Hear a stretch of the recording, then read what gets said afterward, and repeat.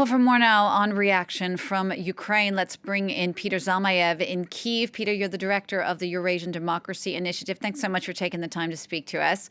Let's start with the referendum, with these planned 4 referendums. Putin says, quote, "We do not have the moral right to give up these people. Let's not forget there are people living in these regions who do genuinely want to be part of Russia and not Ukraine, and now fear any Ukrainian advance as well." Does Putin have a point here? Might there be people who really do want to rejoin Russia in those regions? Well, there may have been more of those people before Putin decided to invade on February 24th.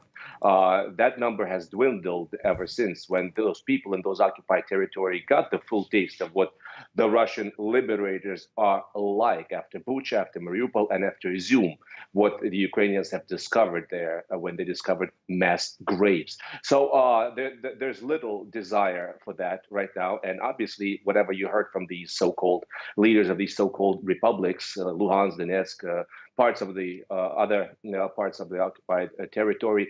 Obviously, this was orchestrated. Needless to say, this was not coming as their own initiative. It was rather Vladimir Putin's last-ditch effort to try to shape this war to look like a war of defense.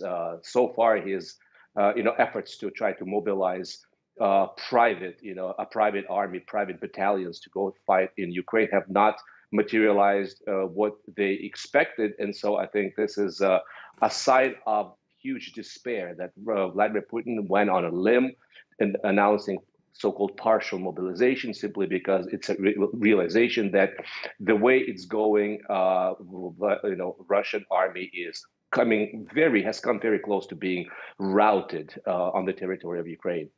So this mobilization that Putin's talking about is basically a draft, if we're going to dumb it down for people. How will it work exactly? Who might be drafted? Well, that's precisely what you hit the nail on its head with your question, because it's called partial mobilization. This is witness to the fact that Putin and his military leadership are afraid to death of calling it a full mobilization, simply because of the unpredictability of the popular response. It seems that Russians have very little desire to actually go and fight in this war, other than a passive sort of armchair kind of support that they have shown. And so it's couched in very tricky ways, and experts have been picking at it and unpacking what he said, and it looks like, though he said that it's going to be people who under 30, people who've already got military experience, people in the officer rank. It seems that when the push comes to shove, they can use this decree to pretty much draft anyone, except that they're not going to call it, like I said, a universal full mobilization. Now, there was some very strong language from Putin earlier today in that address, particularly when he said this is not a bluff, again, emphasizing how many weapons Russia has. Just against to remind everyone, Russia does have a nuclear weapon. This doesn't sound like a man who's trying to end the war, as perhaps the Turkish president suggested yesterday. What do you think? How far could this go? Well, you know what? He's up against the wall, and he is between a rock and a hard place. He does not have good, ways out of it.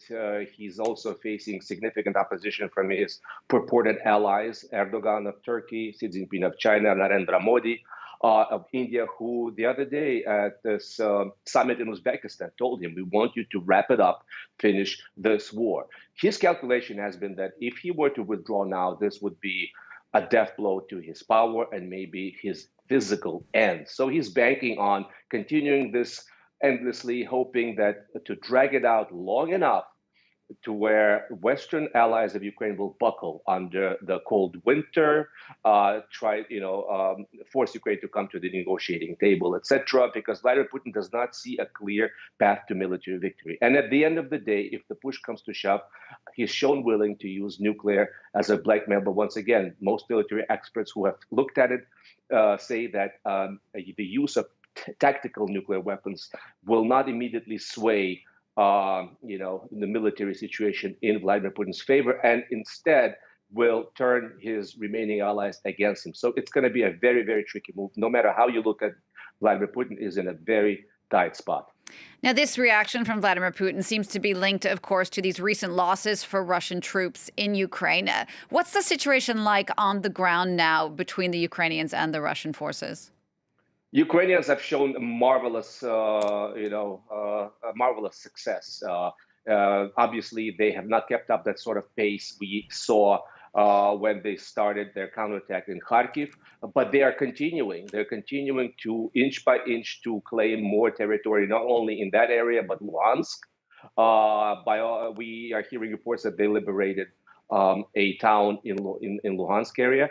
Kherson, the Russian army, which numbers about 30,000 troops there, are sandwiched between Ukrainian troops and the western bank of the Dnieper River, and their logistical supplies have been pretty much, disabled by Ukrainian, artillery, and so there's no clear way out for them, and that's another factor, I think, that went into Vladimir Putin's decision making. He sees that in the days to come, it's going to be harder and harder, not only to counterattack, but just to defend their positions, the positions that the Russian army currently occupies.